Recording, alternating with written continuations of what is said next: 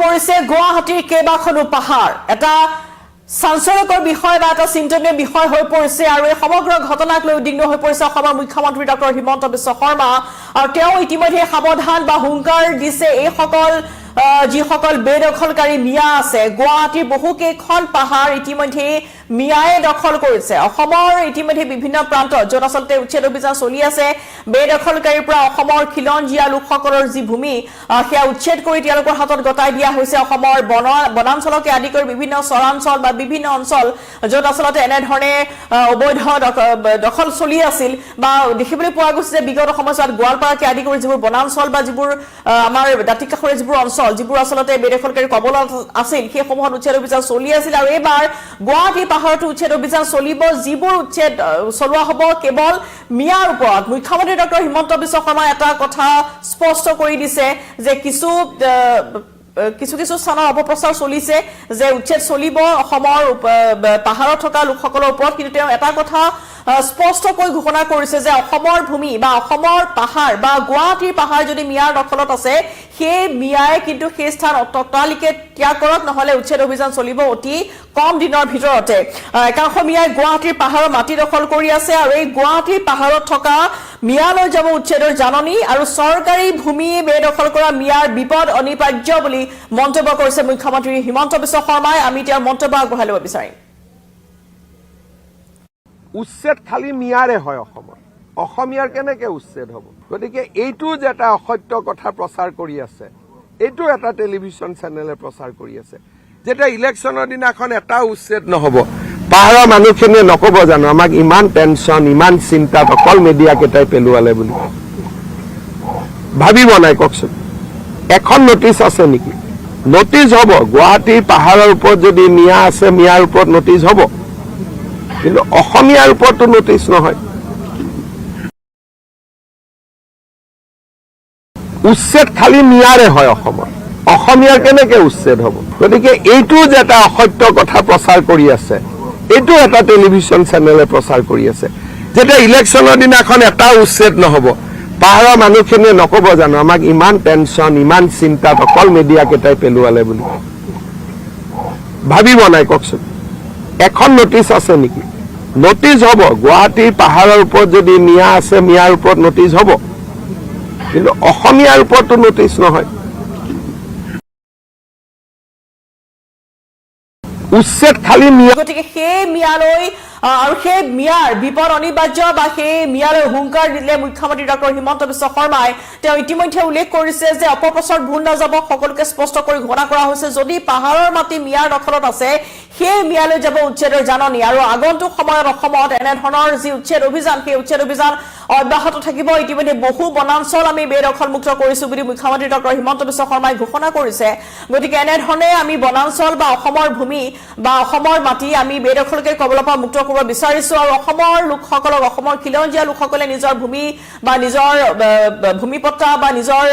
স্থানত থকা সুবিধা বা সেয়া অধিকাৰ তেওঁলোকে লাভ কৰিব আৰু সেই অধিকাৰ প্ৰদান কৰিব এখন চৰকাৰে আৰু অনাগত দিনতো এই উচ্ছেদ অভিযান যিবোৰ উচ্ছেদ অভিযানত ইতিমধ্যে দেখিবলৈ পোৱা গৈছে যে বহুতে ঘৰ দুৱাৰ হেৰুৱাইছে বা লাখ লাখ বেদখলকাৰী কবলৰ পৰা ইতিমধ্যে বনাঞ্চলসমূহ মুক্ত কৰা হৈছে গতিকে সেই যি অভিযান আছিল চৰকাৰৰ সেই অভিযান অব্যাহত থাকিব অনাগত দিনতো আৰু ইতিমধ্যে তেওঁ উল্লেখ কৰিছে যে বহুকেইখন বনাঞ্চল আমি বেদখলমুক্ত কৰিছো আৰু বৰ্তমান 2021 বৰ্ষৰ পৰা যদি চোৱা যায় 2021 বৰ্ষৰ পৰা বৰ্তমানলৈকে 1.5 লাখতকৈ অধিক বিঘা বেদখলমুক্ত হৈছে বুলি ঘোষণা কৰিছে মুখ্যমন্ত্ৰী গৰাকীয়ে আৰু বেদখলকাৰী কবলত আছিল 63,58,000 ভূমি 12খন জিলাত আমি সংখ্যালঘুত বৰ্তমান হিন্দু পৰিণত হৈছে গতিকে সেইবোৰ অঞ্চল আমি ৰক্ষা কৰিব লাগিব অসমক খিলঞ্জীয়া লোকৰ অসমৰ লোকসকলৰ তেওঁলোকৰ সেই ভূমিপট্টা বা তেওঁলোকৰ সেই সুৰক্ষা প্ৰদান কৰিব লাগিব তেওঁলোকক আমি নিৰাপত্তা দিব লাগিব বেদখলকাৰীৰ পৰা তেওঁলোকক উচ্ছেদ বেদখলকাৰী যেনেধৰণে আচলতে দখল কৰি আছে অসমৰ ভূমি তেওঁলোকৰ পৰা উচ্ছেদ কৰিব লাগিব আৰু সমান্তৰালভাৱে অসমৰ লোকসকলক দিয়া হ'ব নিৰাপত্তা বা সুৰক্ষা আৰু তাৰ বাবে সেই স্বাৰ্থতে উচ্ছেদ অভিযান অনাগত সময়ছোৱাতো চলি থাকিব বুলি তেওঁ উল্লেখ কৰিছে লগতে তেওঁ ইতিমধ্যে উল্লেখ কৰিছে যে কংগ্ৰেছ তথা বিৰোধী দলে যি তেনেধৰণৰ মিয়া প্ৰীতি দেখুৱাই গৈছে তাক লৈ তেওঁ সমালোচনা কৰা পৰিলক্ষিত হৈছে যে অসমৰ লোকসকল আছে গতিকে প্ৰতিটো দল সেয়া লাগিলে বিৰোধী দলেই হওক বা প্ৰতিটো ৰাজনৈতিক দলেই হওক য'তে আচলতে সকলোৱে সেই এটা সুৰক্ষা দিবলৈ অসমৰ লোকসকলক মাটি ভেটিৰ সুৰক্ষা দিবলৈ তেওঁলোক আগবাঢ়ি আহে বা জনসাধাৰণৰ সুৰক্ষাৰ বাবে তেওঁলোকে কাম কৰিব বিচাৰে বা জনসাধাৰণৰ নিৰাপত্তা দিয়াটোৱে দায়িত্ব হয় কিন্তু বহুতে দেখিবলৈ পোৱা যায় যে বিৰোধী দলসমূহে বৰ্তমান মিয়া প্ৰীতি যে দেখুৱাইছে তাক লৈ কিন্তু যথেষ্ট সমালোচনা কৰিছে মুখ্যমন্ত্ৰীগৰাকী আৰু সমান্তৰালভাৱে তেওঁৰ সেই প্ৰসংগ পুনৰবাৰ উল্লেখ কৰিব বিচাৰিছো য'ত আচলতে তেওঁ ৰাজীৱ ভৱনত বা ৰঙিয়াত যিখন কংগ্ৰেছৰ মিটিং হৈছিল সেই মিটিংখন আচলতে এখন মিটিং যে নহয় সেয়া আচলতে ইস্তেমাহে হৈছিল বুলি তেওঁ উল্লেখ কৰিছে আৰু সমান্তৰালভাৱে এতিয়া মিয়াৰ যেনেধৰণৰ এতিয়া মিয়া বিৰোধী যি স্পষ্ট মন্তব্য তাৰ বিৰোধিতা কৰিছে অখিল গগৈয়েও মিয়াৰ সমৰ্থনত তেওঁ মন্তব্য আগবঢ়াইছে বেদখলকাৰী একাংশক বুকুৰ কুটুম কৰি বৰ্তমান মিয়া অধ্যুষিত অঞ্চলকে ৰাজনৈতিক কৰ্মভূমি বুলি থিৰাং কৰি লোৱা অখিল গগৈকো কিন্তু মুখ্যমন্ত্ৰীয়ে চোকা সমালোচনা কৰা পৰিলক্ষিত হৈছে মুখ্যমন্ত্ৰীয়ে কৈছে যে প্ৰতিখন আঞ্জাৰে মছলা মিয়া বুলি কটাক্ষ কৰিছে অখিল গগৈয়ে আৰু বেদখলকাৰী মিয়া মহিলাক চুমা খোৱাটো নিজৰ জাতীয় দায়িত্ব বুলি কোৱা অখিল গগৈক লাগে এতিয়া গৃহ বিভাগ অখিল গগৈ উল্লেখ কৰিছিল যে মোক যদি গৃহ বিভাগ চলাবলৈ দিয়া হয় তেতিয়াহ'লে মোৰ দিনত মিয়াই মাৰ খাব নালাগে মুখ্যমন্ত্ৰীয়ে প্ৰতিখন আঞ্জাৰে মছলা মিয়া আৰু ভয়মুক্ত অসম গঢ়াৰ অংগীকাৰ অখিলৰ গতিকে অখিল গগৈকো মুখ্যমন্ত্ৰী ডক্টৰ হিমন্ত বিশ্ব শৰ্মাই চোকা সমালোচনা কৰা পৰিলক্ষিত হৈছে আৰু ইতিমধ্যে যিহেতু অখিল গগৈ তেনেধৰণৰ মন্তব্য সেই মন্তব্যৰ পিছতে মুখ্যমন্ত্ৰী ডক্টৰ হিমন্ত বিশ্ব শৰ্মাই অখিল গগৈক মিয়াৰ দালাল বুলি আখ্যা দিয়া পৰিলক্ষিত হৈছে গতিকে এনেধৰণে এতিয়া অসমত বৰ্তমান মিয়াক লৈ এনেধৰণৰ এতিয়া এটা ৰাজনৈতিক বাতাবৰণ সৃষ্টি হৈছে য'ত মিয়া প্ৰসংগ উত্থাপন হৈছে দুটা মাহৰ পিছতে অসম বিধানসভাৰ নিৰ্বাচন আৰু সেই নিৰ্বাচনৰ প্ৰাকখনত এনেধৰণৰ এই মিয়া বিতৰ্ক সোমাই পৰা পৰিলক্ষিত হৈছে আৰু প্ৰতিটো ৰাজনৈতিক দলে বৰ্তমান এই প্ৰসংগক লৈ চৰকাৰখনক বৰ্তমান দিশহাৰা কৰিব বিচাৰিছে বা তেওঁলোকক সমালোচনা কৰা পৰিলক্ষিত হৈছে তাৰ বিপৰীতে কিন্তু অসমৰ মুখ্যমন্ত্ৰীগৰাকীয়ে উল্লেখ কৰিছে যে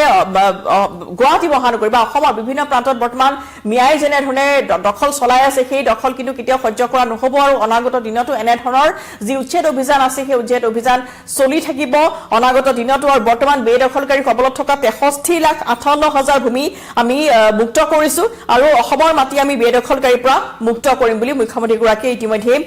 তেওঁ প্ৰকাশ কৰা পৰিলক্ষিত হৈছে আৰু সমান্তৰালভাৱে ইতিমধ্যে য'ত দেখিবলৈ পোৱা গৈছিল যে বৰ্তমান কংগ্ৰেছে যেনেধৰণৰ মিয়া প্ৰীতি দেখুৱাইছে ৰাইজৰ দলৰ সভাপতি অখিল গগৈ যেনেধৰণৰ মিয়া প্ৰীতি দেখুৱাইছে তাক লৈও কিন্তু চোকা সমালোচনা কৰিছে অসমৰ মুখ্যমন্ত্ৰীগৰাকী আৰু পাহাৰৰ মাটি যিবোৰে দখল কৰি আছে গুৱাহাটীৰ পাহাৰত সেই উচ্ছেদ অভিযান চলিব য'ত যদি কোনো অসমীয়া লোক আছে তেওঁলোকৰ ওপৰত উচ্ছেদ অভিযান নচলে কিন্তু অসমৰ যিবোৰ গুৱাহাটী মহানগৰীৰ যিবোৰ পাহাৰ অঞ্চল যিবোৰত পটককৈ দেখিবলৈ পোৱা যায় যে আমি সূৰ্য পাহাৰত দেখিছিলো য'ত এটা ঘৰ হৈছিল এদিনত তাৰ পিছতে এটা মাহতে এখন গাঁও তাত বসতি স্থাপন কৰি লৈছিল গতিকে তাত পিছত যেতিয়া নিউজ 18 ধাৰাবাহিক বাতৰি সম্প্ৰচাৰ কৰিছিল চৰকাৰ দৃষ্টিগোচৰ হৈছিল সেই তাত উচ্ছেদ অভিযান চলোৱা হৈছিল বা তেওঁলোকে আৰু খুব সোনকালে সেই স্থানসমূহত এনেধৰণৰ দেখিবলৈ পোৱা যায় যে তেওঁলোকে স্কুল নিৰ্মাণ কৰে বা মছজিদ নিৰ্মাণ কৰে অতি সোনকালে য'ত আচলতে কোনো ধৰণৰ তেওঁলোকে তাত অনুমতি লাভ নকৰে আৰু সেই অঞ্চলসমূহত উচ্ছেদ অভিযান অনাগত দিনতো চলি যাব অসমৰ লোকসকলে নিজৰ মাটি হেৰুৱাব নালাগে কিন্তু সেই পাহাৰত থকা মিয়াই যদি সেই মাটি দখল কৰি আছে তেতিয়াহ'লে পাহাৰত থকা মিয়াৰ ওপৰত কিন্তু উচ্ছেদ অভিযান চলিব অনাগত দিনত আৰু সেই সাৱধান বাণী বা সেই হুংকাৰ ইতিমধ্যে অসমৰ মুখ্যমন্ত্ৰীগৰাকীয়ে দিছে যদিও বা দুটা মাহৰ পিছত বিধানসভা নিৰ্বাচন হ'ব কিন্তু তাৰ আগলৈও এনেধৰণৰ উচ্ছেদ অভিযান চলি থাকিব য'ত যি উচ্ছেদ অভিযান কেৱল মিয়াক লৈ হ'ব বুলি স্পষ্ট কৰি দিছে অসমৰ মুখ্যমন্ত্ৰীগৰাকীয়ে